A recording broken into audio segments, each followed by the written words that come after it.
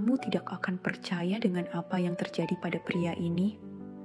Seorang kiai yang selama hidupnya dipuja dan dihormati, tetapi di balik jubahnya yang suci, tersembunyi kesombongan yang luar biasa. Ia selalu merasa lebih tinggi dari yang lain, merendahkan jamaahnya, dan menganggap dirinya lebih dekat dengan Tuhan dibanding siapapun. Namun, di tanah suci, di hadapan Ka'bah, segalanya berubah dalam sekejap. Ribuan orang menyaksikan dengan mata kepala mereka sendiri, tubuhnya mulai bergetar, kulitnya berubah, suara desisan mengerikan terdengar. Dan tiba-tiba, ia bukan lagi seorang manusia.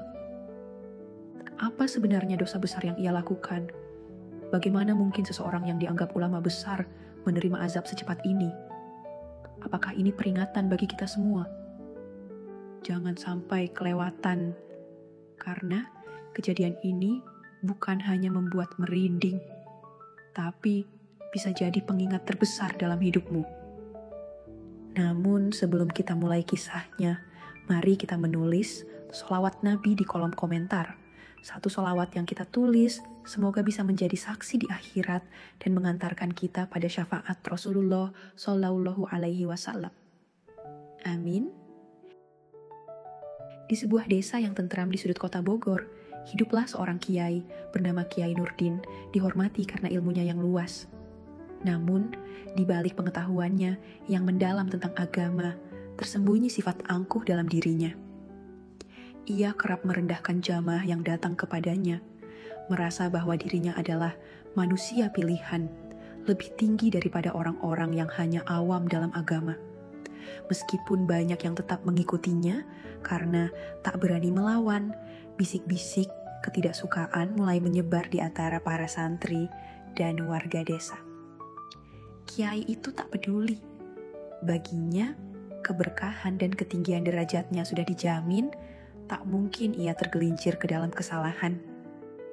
Suatu hari, seorang petani tua datang kepadanya dengan wajah penuh harap. Langkah kakinya berat, namun hatinya dipenuhi harapan. Ia telah lama memendam pertanyaan ini, sesuatu yang akan menentukan masa depan anak-anaknya. Dengan suara yang sedikit bergetar, ia berkata, "Kiai, saya ingin bertanya tentang hukum warisan, karena saya ingin membagi tanah saya kepada anak-anak saya sebelum saya meninggal. Saya takut salah dalam membagi. Saya ingin memastikan bahwa saya melakukannya sesuai syariat." Matanya yang mulai keruh menatap sang kiai dengan penuh harapan. Tangannya yang kasar dan penuh keriput mencengkeram kain sarungnya, menunggu jawaban dengan penuh rasa hormat. Ia telah menempuh perjalanan jauh ke pesantren ini, meninggalkan sawahnya sejenak hanya untuk mendapat jawaban yang benar. Namun, harapannya runtuh dalam sekejap.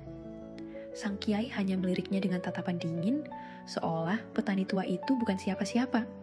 Dengan nada tinggi dan penuh kesombongan, ia berkata, orang sepertimu tidak akan memahami hal ini.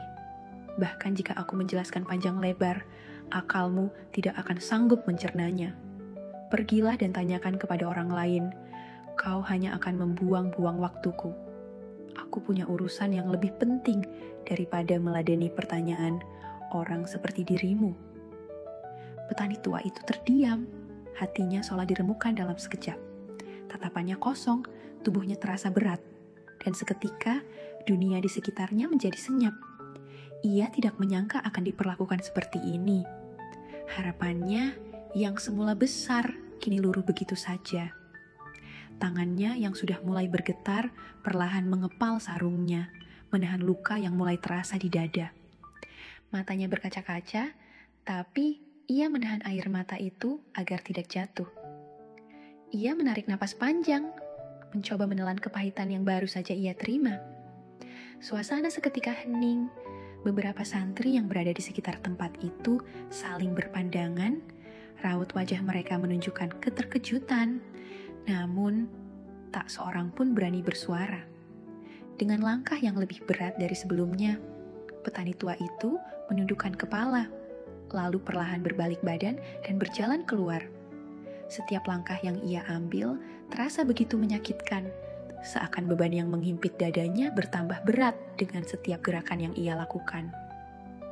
Angin sore bertiup pelan, membawa pergi sisa harapannya yang telah hancur di hadapan sang kiai. Di luar pesantren, ia berhenti sejenak, memandang langit yang mulai meredup. Ya Allah, apakah begini caranya hamba-hambamu yang berilmu memperlakukan orang seperti aku? Aku hanya ingin mendapat kepastian agar anak-anakku tidak berselisih setelah aku tiada. Tapi, mengapa aku harus diperlakukan seperti ini? Bisiknya lirih, hampir tak terdengar. Sesampainya di rumah, petani tua itu duduk sendirian di depan rumahnya, menatap bintang yang mulai bermunculan di langit. Tangannya yang kasar dan penuh keriput mengusap wajahnya yang letih. Ya Allah, Engkau Maha Adil. Jika aku tak bisa mendapatkan jawaban dari manusia, maka bimbinglah aku dengan kebijaksanaan-Mu, ujarnya dengan suara bergetar. Air matanya akhirnya jatuh, menyatu dengan tanah yang telah ia garap bertahun-tahun. Dalam keheningan malam, hatinya pasrah, berharap keadilan ilahi akan datang pada waktunya. Hari-hari berlalu dengan kiai itu semakin menunjukkan sikap jumawanya.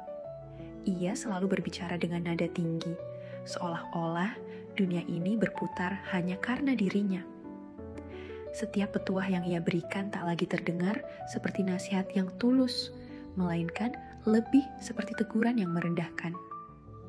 Para santri yang berbuat kesalahan seringkali dimakinya tanpa ampun, bahkan tak jarang dihukum dengan cara yang mempermalukan mereka di hadapan santri lain. Kalian ini seperti anak kecil yang belum paham apa-apa, kata kiai itu dengan nada meremehkan saat seorang petani bertanya tentang hukum jual beli. Petani itu menghela napas, matanya memancarkan kekecewaan yang mendalam. Dengan kepala tertunduk, ia berusaha menyusun kata-kata untuk menjelaskan maksudnya. Tetapi sebelum sempat berbicara, kiai itu sudah menyela dengan nada lebih tinggi. Bagaimana mungkin kau ingin memahami soal jual beli jika sawahmu saja masih sering kau keluhkan? Orang sepertimu tidak akan pernah mengerti hal ini. Jangan buang-buang waktuku dengan pertanyaan bodoh. Pergilah sebelum aku kehilangan kesabaran. Petani tua itu berdiri terpaku. Rasa malu bercampur kecewa memenuhi dadanya. Ia datang dengan harapan mendapatkan bimbingan, tetapi malah diusir seperti seorang pengemis yang tak diinginkan. Beberapa santri yang berada di sekitar tempat itu menatapnya dengan iba, tetapi tak ada yang berani membela. Petani itu akhirnya menghela napas panjang, menahan gejolak dalam hatinya. Dengan langkah tertatih, ia berbalik dan pergi meninggalkan pesantren, membawa luka yang tak terlihat di permukaan, tetapi menggores dalam di hatinya. Di kejauhan, suara kiai masih terdengar. Tertawa kecil seolah mengejek ketidakmampuan petani tua itu. Seorang santri muda yang berada di dekatnya, Hasan, mengepalkan tangannya diam-diam.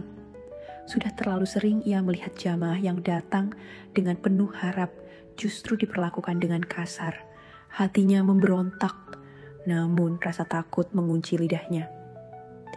Ia menatap kiai itu dengan penuh kebencian yang ia tahan dalam dadanya.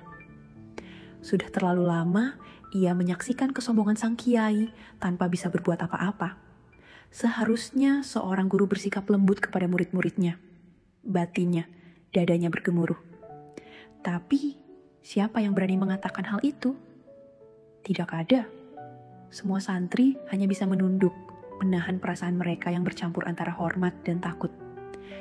Namun, pada suatu sore yang mendung, keberanian mulai menguasai diri seorang santri muda bernama Hasan. Saat itu, ia menyaksikan kejadian yang membuat darahnya mendidih. Seorang nenek tua dengan tubuh renta dan langkah tertatih datang ke hadapan kiai dengan wajah penuh harap. Kiai, maaf mengganggu. Saya hanya ingin bertanya, apakah saya boleh mengulang salat saya jika saya merasa ada bacaan yang salah? Tanya nenek itu dengan suara lirih. Sang kiai mendekus kesal. Kau ini sudah tua, kenapa masih menanyakan hal-hal sepele seperti ini? Seharusnya kau lebih banyak diam dan beristighfar. Jangan buang waktuku dengan pertanyaan bodoh. Nenek itu menunduk malu, menggenggam ujung kainnya dengan gemetar. Namun, Hasan yang menyaksikan itu tidak bisa lagi menahan amarahnya. Matanya membulan, dadanya berdegup kencang. Ia mengenali suara itu. Nenek itu adalah ibunya sendiri. Dengan langkah tegap namun hati bergetar, Hasan maju ke hadapan Kiai, amarah membakar dadanya. Ia tidak peduli lagi akan aturan tak tertulis, bahwa tak seorang pun boleh menentang Kiai.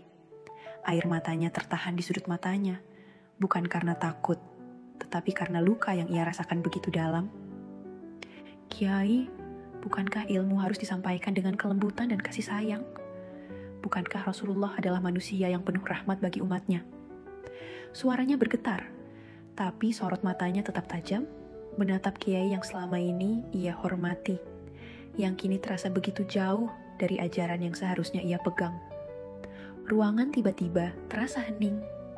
Semua santri yang menyaksikan kejadian itu menahan napas, tak percaya bahwa Hasan berani menentang Kiai di depan semua orang.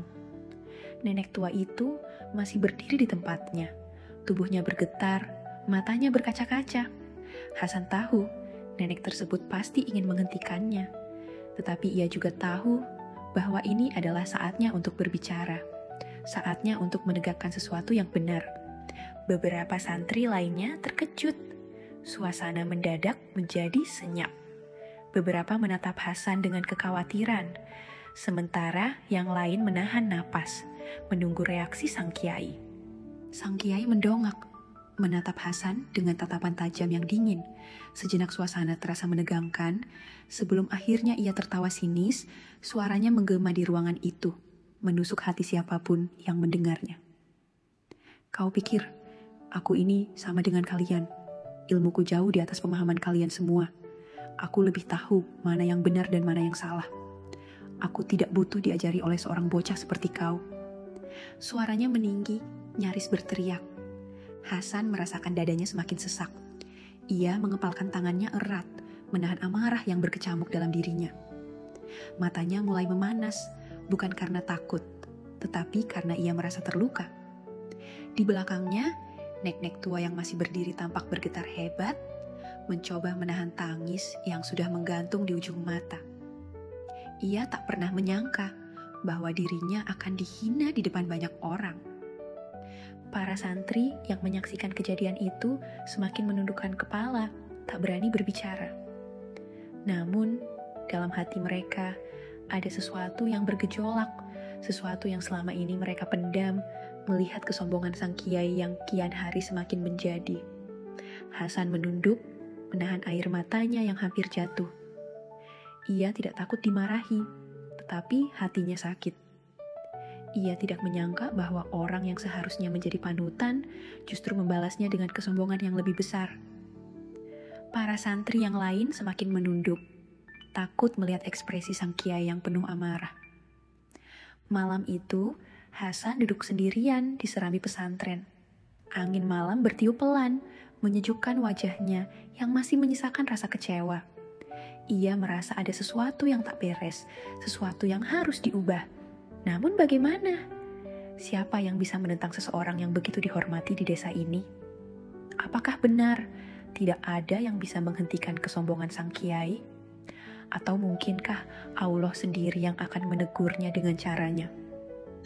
Setelah bertahun-tahun mengumpulkan harta dan menanti saat yang tepat, akhirnya kiai itu memutuskan untuk menunaikan ibadah haji. Baginya, ini bukan sekadar perjalanan suci, melainkan sebuah pembuktian bahwa ia adalah orang yang lebih dekat dengan Allah dibandingkan siapapun.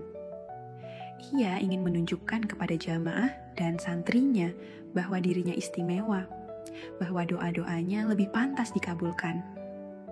Sore itu, para santri berkumpul di halaman pesantren, mengiringi keberangkatannya dengan doa. Namun, mereka tak bisa mengabaikan nada sombong dalam kata-kata yang keluar dari mulut kiai.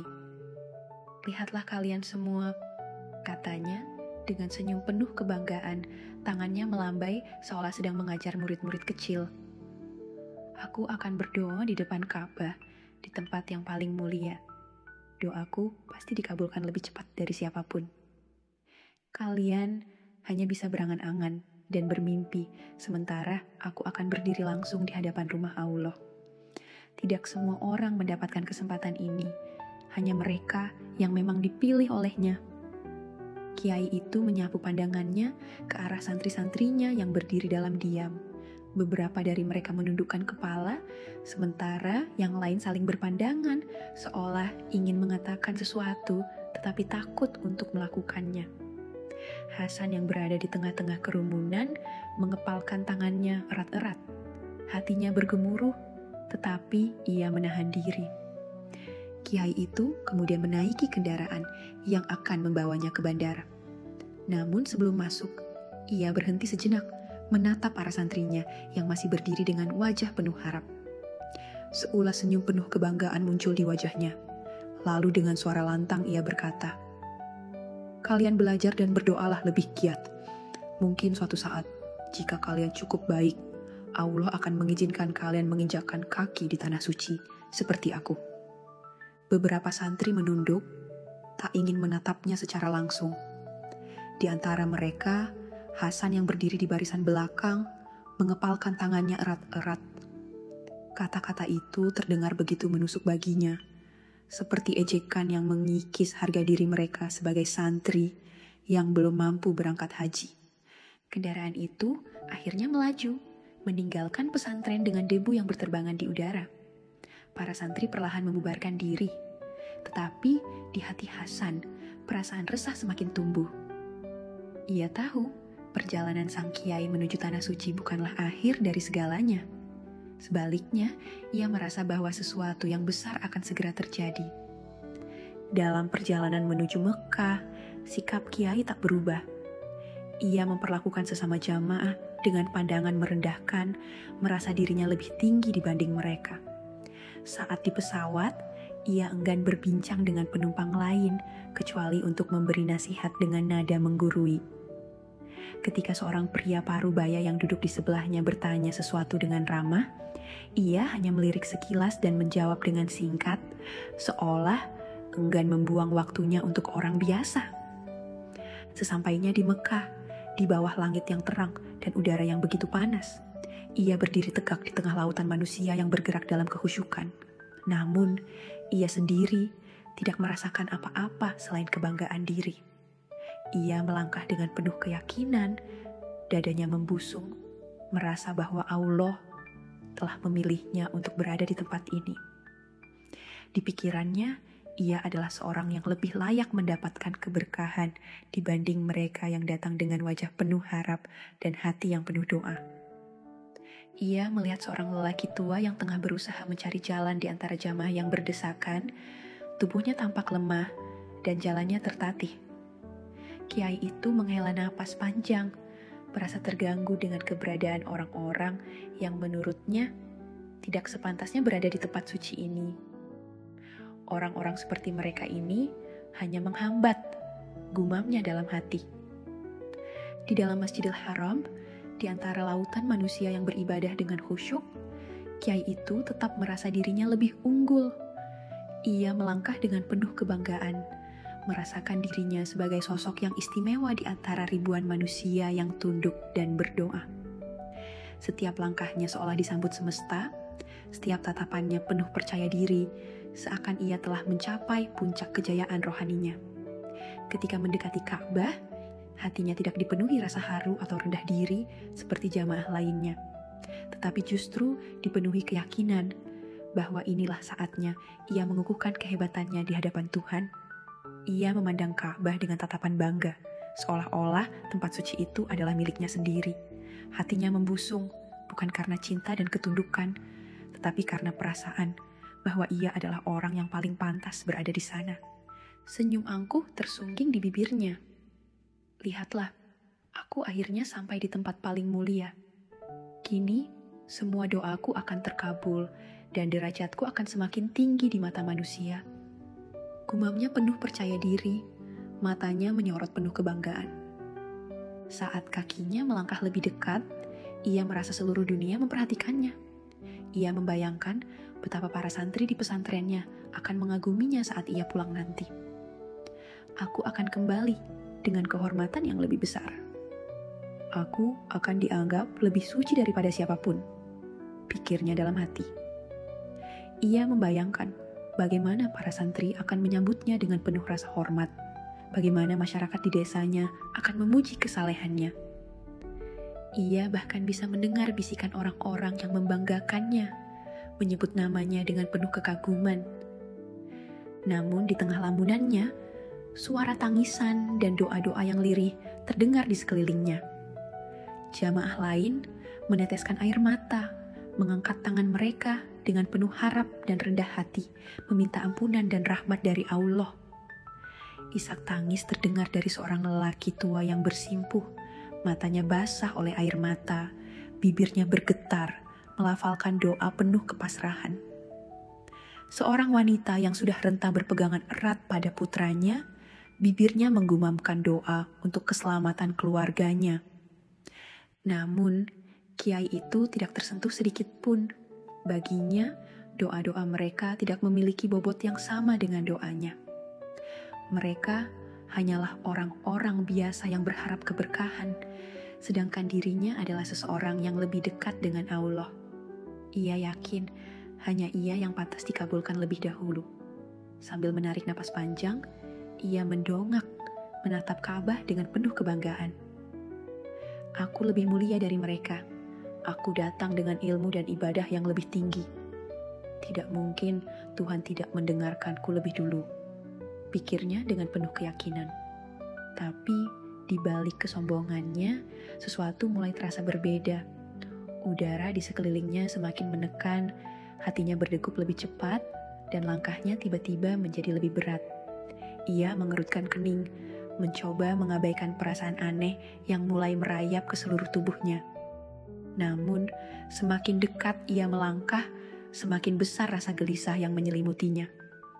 Dengan langkah mantap, ia mendekati Hajar Aswad, ingin merasakan keberkahan yang diyakininya hanya diperuntukkan bagi mereka yang terpilih seperti dirinya.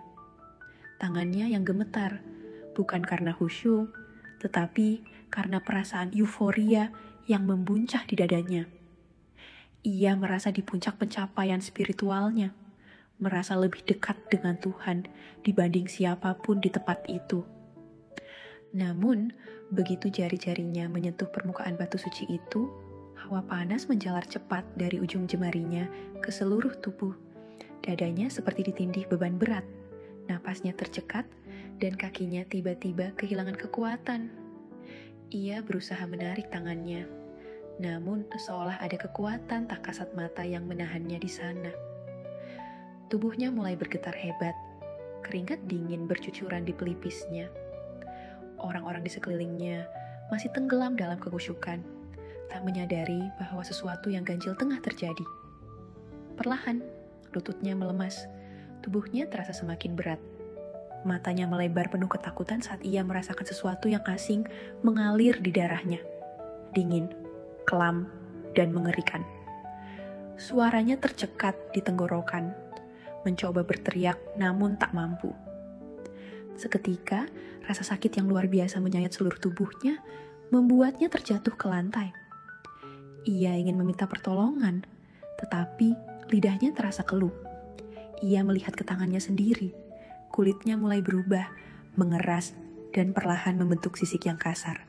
Ia menoleh ke sekeliling, mencari seseorang yang bisa menyelamatkannya. Tapi, semua tampak seperti bayangan yang semakin menjauh. Ketakutan melandanya, tetapi semuanya sudah terlambat. Kiai itu akhirnya sadar, sesuatu yang sangat buruk sedang menimpanya. Azab yang selama ini ia anggap jauh, kini nyata di hadapan dirinya sendiri. Dalam hitungan detik, tubuhnya seolah terbakar dari dalam. Rasa panas menjalar ke seluruh kulitnya, membuatnya menggelepar tak berdaya. Ia mencoba mengangkat tangannya, namun lengannya terasa kaku, perlahan berubah warna, mulai ditutupi sisik-sisik kasar yang merayap dengan cepat. Suara gemeretak terdengar saat tulang-tulangnya melentur dan membentuk sesuatu yang lebih panjang, lebih kuat, namun bukan lagi milik seorang manusia. Kiai itu ingin berteriak, namun suara yang keluar dari tenggorokannya hanyalah desisan mengerikan mirip suara makhluk yang bukan lagi manusia. Matanya membelalak ketakutan saat ia menatap bayangannya sendiri di lantai marmer Masjidil Haram. Pupilnya semakin menyempit, berubah menjadi celah kuning tajam menyerupai mata seekor ular. Rasa panas yang menyengat di sekujur tubuhnya semakin menggila, seolah ada bara api yang membakar dari dalam dirinya. Ia menggeliat kesakitan, jari-jarinya yang tadi lentik, perlahan menyatu, membentuk sesuatu yang panjang dan bersisik. Jantungnya berdegup kencang, napasnya tersengal, tubuhnya berkeringat deras. Ia mencoba meraih sesuatu, apa saja, untuk menghentikan perubahan mengerikan ini. Tapi tak ada yang bisa ia lakukan. Orang-orang di sekelilingnya kini mulai memperhatikan kejanggalan yang terjadi. Beberapa jamaah mundur dengan ketakutan, sebagian lagi membelalak, menutup mulut mereka yang hampir menjerit. Astagfirullah, apa yang terjadi pada orang itu? Seorang pria berseru panik. Tubuh Kiai terus bergetar, sisik yang kasar terus merayap dari lehernya ke seluruh tubuh. Tangan dan kakinya kini tak lagi seperti manusia, melainkan bagian dari makhluk melata yang menakutkan. Dalam kepanikan, ia mencoba merangkak menjauh, tapi tubuhnya justru semakin memanjang. Tak ada yang mendekat, tak ada tangan yang mencoba menolongnya. Semua orang hanya berdiri mematung, menyaksikan perubahan mengerikan yang tak pernah mereka bayangkan sebelumnya. Dalam benaknya yang kini kacau, Kiai itu menyadari satu hal, azab itu nyata, dan kini ia tengah menerimanya. Orang-orang di sekelilingnya mulai menyadari sesuatu yang aneh. Beberapa mundur dengan ngeri, sementara yang lain membeku dalam keterkejutan. Teriakan ketakutan mulai terdengar, gema takbir bersahutan dari mereka yang menyaksikan kejadian mengerikan itu. Tubuh sang kiai terus merayap dan membesar, menggeliat seperti makhluk yang kehilangan kendali atas dirinya sendiri. Orang-orang mulai menyadari ada yang tidak beres. Mereka melihat seorang lelaki yang tubuhnya perlahan berubah menjadi seekor ular besar. Sebagian berteriak, sebagian lain terperangah ketakutan. Sang kiai menggelepar di lantai Masjidil Haram, mencoba mencari pertolongan, namun tak ada seorang pun yang berani mendekat. Dalam kepanikan itu, seorang lelaki tua yang sejak tadi berdoa di dekat Ka'bah berdiri dan berkata dengan suara tenang namun penuh wibawa, "Lihatlah wahai manusia, sesungguhnya Allah Maha Adil. Barang siapa yang menyombongkan diri, ia akan dihancurkan dengan cara yang tidak pernah ia bayangkan." Ular besar yang tadinya adalah seorang kiai kini bergerak perlahan menuju lorong gelap di salah satu sudut Masjidil Haram. Orang-orang menatapnya dengan ketakutan, sementara sebagian lain mulai menangis, menyadari betapa besar kuasa Allah. Tak ada yang tahu bagaimana akhirnya. Apakah ular itu lenyap begitu saja, ataukah ia tetap hidup dalam bentuk barunya? Yang pasti, kabar tentang azab yang menimpa kiai sombong itu menyebar ke seluruh penjuru dunia, menjadi pelajaran bahwa tidak ada yang lebih tinggi dari kehendak Allah, dan kesombongan hanya akan membawa kehancuran.